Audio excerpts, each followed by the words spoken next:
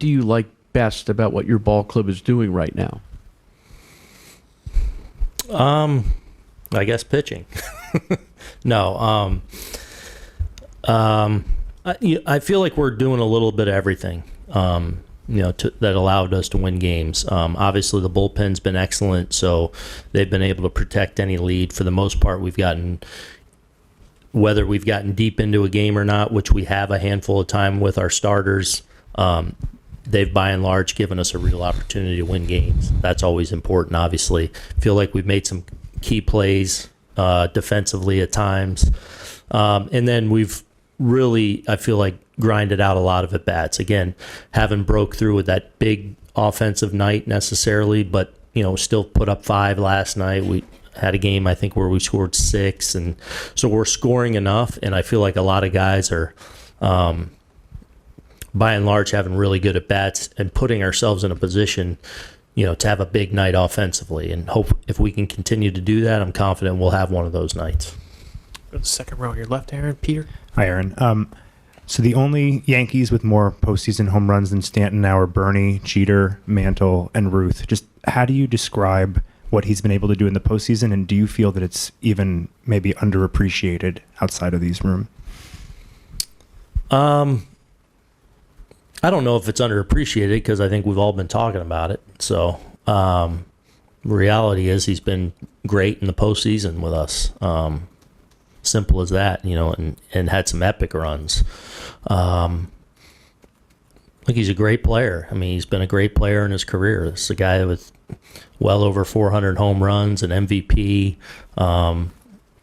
And I feel like this year, missed the month of the season with the injury, but around that had a really consistent season for us. And I feel like I was talking all year about his just have that consistent presence that he was in our lineup, in the middle of our order. He's carried that right into the postseason.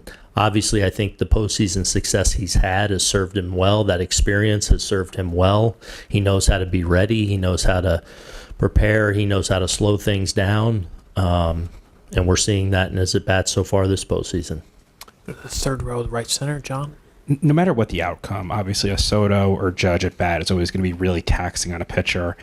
In the first 5 games of the playoffs so far, Gleyber has gotten on to start the game 4 times so far. Even though he's only scored once, how much do you think that's played a role in your being able to get to pitchers early by adding some even more pressure onto those early at-bats? Yeah, I mean, Gleyber's been instrumental in the at-bats I talk about, And really it's what Gleyber's been doing the last few months.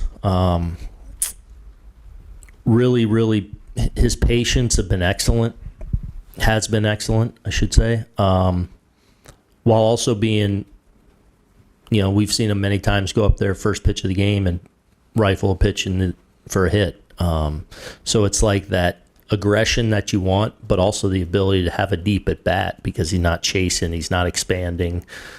He knows what his job is in front of those big guys. So he's definitely been a tone setter for us, not just in this postseason, but really going back now a couple months. Second row on your right, Laura? You were talking about players' ability to grind out at bats. I mean, just looking back at the 2022 ALCS, strikeouts were a big problem for you guys back then. When you look at the change from then to now, do you think it's a shift or change in the players that are actually doing it, or a change in philosophy and approach? Yeah, 2022, we were missing some key pieces that were a huge part of, like I remember Carp being out, DJ went down, Benintendi was out, and those were like 3 real key ingredients in our lineup that we were missing. I also felt like that Astros team, from starters to the 8 guys they ran in the pen, were as good as we've run up against in the postseason since I've been here. So, look, I just feel like in 22 we were kind of limping into that series in a lot of ways. We're better now. We're in a better place where we have more balance. So I just think this is apples and oranges, but not so much a shift in philosophy necessarily. I mean, every team's new and different, and you're trying to build on the strengths of individuals, but our team philosophy of taking tough at bats hasn't really changed all that much. Stay in the same row on your right. Aaron, with the Gold Glove finalists, obviously Volpe won last year, but you have two in Verdugo and Soto who are outfield finalists, but playing here for the first time in their careers. What is that? What's your reaction to that? Where first time in this outfield they get that nod? Yeah, excited for them. I think a lot of people have talked about what Doogie's done in our left field and how good he's been out there. But I think Juan has done a really good job in our right field. He's had a ton of assists. He's had a ton of big assists. I mean, just think about the one big one he had and was a game one of the division series with a great throw. So happy for those guys, happy that they're getting acknowledged for the work that they put in and the pride that they take on that side of the ball.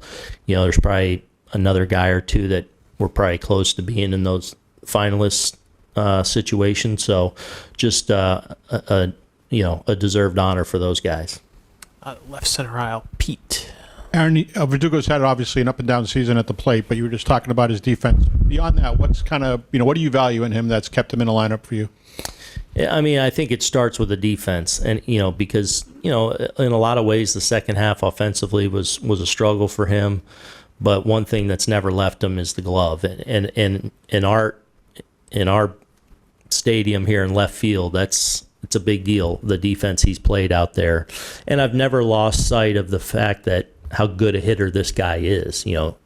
We all go through struggles at different points in our careers for different reasons, but I always feel like for me it's about moving forward and like, what do I think he can bring? And I think he can bring a real presence for us, especially at the bottom of our order. Feel like he's had good at bats so far in the postseason. Feel like he likes this. He likes the ratcheted up of the postseason. So I feel like right now he's in a really good place. Third row on your far right, Dan. Aaron, did you give any thought to making any moves in the lineup, perhaps moving Rizzo up or bumping Wells down just because of the at-bats Rizzo had last night? No. You're okay? I mean, we've talked about Wells' at-bats lately, not as strong as early in the series. Do you still think those at-bats are in there for him? I do. Look, I'm always considering stuff, but I didn't really consider that for today. I feel like even as Austin's gone through some struggles offensively, he still had, in some really big moments over the last month and some key spots that at bat you really need to have. And I still feel like that's in there for him. And hopefully, he kind of can get hot here too for a few weeks for us, which would be outstanding. And with Rizzo, is he basically in the same spot he was yesterday with the hand? That you kind of I think so. We should be good. He's going through more treatment. He was a little sore this morning, but nothing out of the ordinary. And hoping he's good to go. I was super pleased with his at bats yesterday. I didn't expect him to be that good. I mean, I think I said it after. I thought he was really sharp. Like, I thought he was recognizing pitches well, taking the right ones, got some really good swings off. So was really encouraged by how he looked for not having really faced any live pitching for 16 days. A couple more up front on your left, Max. I was going to ask about Wells too, but I'll throw Jazz in there as well. Do you think they're trying to do too much? What would you attribute these last couple days to for them? I don't see that with Wells. I think he's, for several weeks now not swinging as good as he was there for that 2-month stretch where, man, he was. But I also don't feel like he's that far off either. Couple of these games where I feel like maybe Jazz is, trying a little different things too much, but he's so gifted and just so fearless up there that he's one of those guys that can kind of change the games in so many different ways. And hoping that he'll have one of those games here and confident he can. About 5 rows back on your right, Jorge. Aaron, last month when you guys decided to change things up with the bullpen, you used the word creative with how you could use the bullpen. I mean, do you think you've had to be as creative as you thought you would have to be? I mean, how has this process gone over the last month? Well, I mean, I think it starts with we got a number of guys down there that are throwing the ball incredibly well. So, in a lot of ways, that's made it easy for me. Like, I got a ton of confidence in whoever we bring in, as long as we can get them in there in spots where we think they can be successful. These guys are really locked in and throwing the ball really well, obviously. So it's a credit to them. And again, I go back to I think they complement each other really well with some different kind of skill sets that match up well at different parts of the order and at different parts in the game. So, but they've all worked really hard to be in a good spot right at this point.